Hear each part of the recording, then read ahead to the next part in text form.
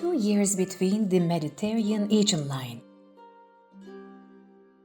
Those were the years when I missed swimming, plenty of sun, and even being sticky from the humidity of the sea. The first day we entered the city of Mula, it was August 2000, the year of millennium. We had arrived in the dark of the night to the seaside town of Dalaman, among the high mountains of Ula district. Each city has its own energy.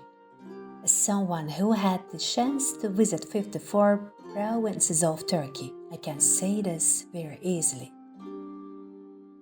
I was trying to prevent the dark shadows created by the giant pine forests from scaring us by singing songs with my daughter, who was only 1 year old, in the back seat of the car. The road was very narrow and winding. Maybe that's why that frightening hour and a half had lasted like days.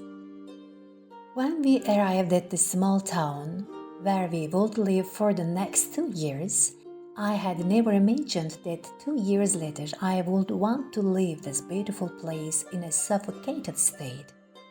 That year I had become pregnant with my second baby. But at the university, I was continuing my education, which I had already stopped and lost a year after the birth of my first daughter. The idea of continuing second grade as a pregnant mother was not difficult at all in those years, because I had butterflies flying inside me that I couldn't stop. I guess it was a taste of such eating in the most difficult conditions. I say so because we were the only 3 married lady students of the school, and I was the only lady student with a baby and pregnant. Therefore, I cannot say that I didn't have a popular identity.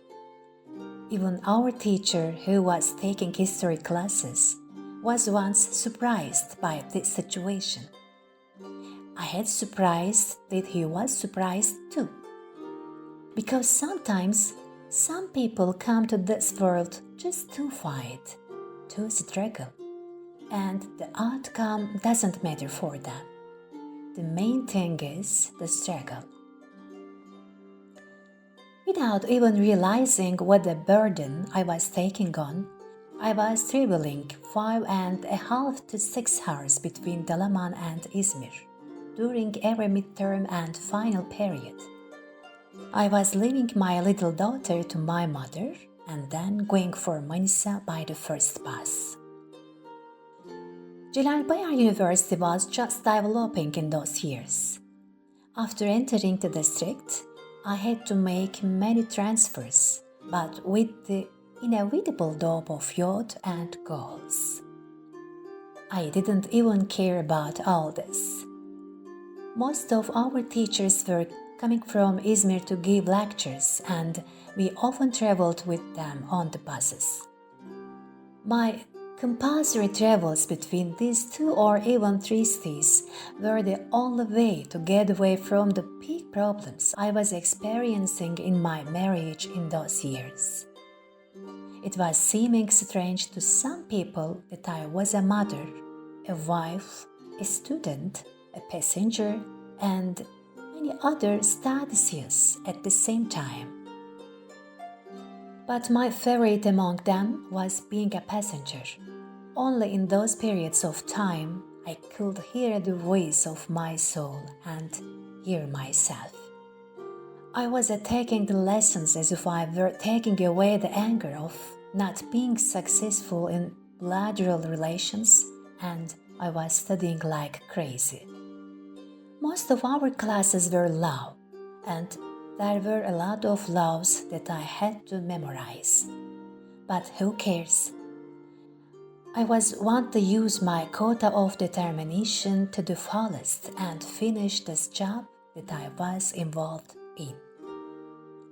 My little daughter had burned in the middle of the second grade, and I had to take a break to school for another 6 months.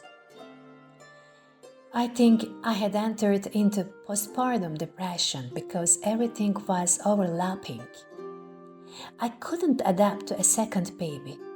However, she was the cutest baby in the world. She had blonde golden hair and hazel eyes that sparkled like precious stones. She was deserved compassion the most because she was with me on this difficult journey and hadn't put me in a difficult situation.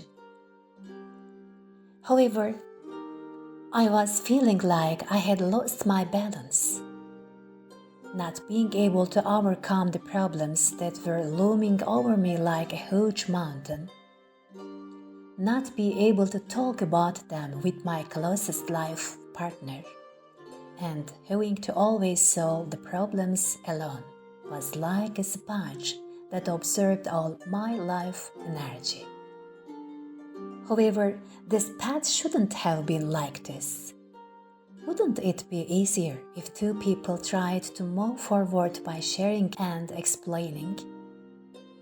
After a long and challenging process, I had attended the diploma ceremony with my two daughters who looked like twins in my arms.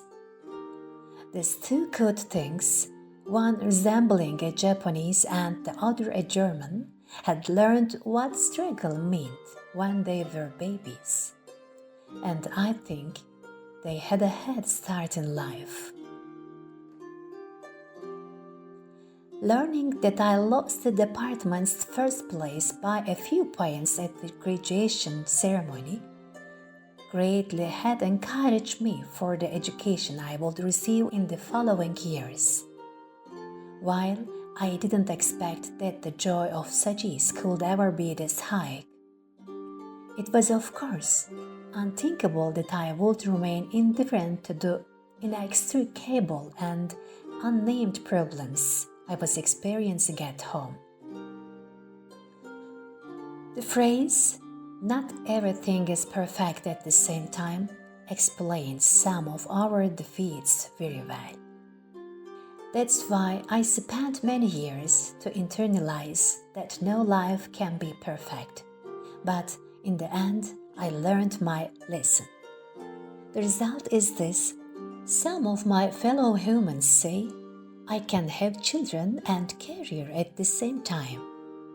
But the truth is not like that. Precious paid, times missed, and stormy lives.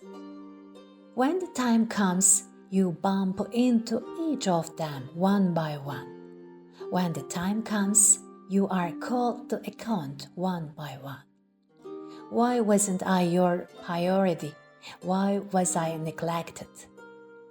Of course, self-realization is the most valuable chance in the world, but only if you endure the thorns of the rose. Finally, the difficult war had finished and the appointment period had approached. We were going to pack our belongings and settle in Injilova, the beautiful district of Aydın. I remember leaving Muğla with a big breath for the first time, with a new life and new hopes.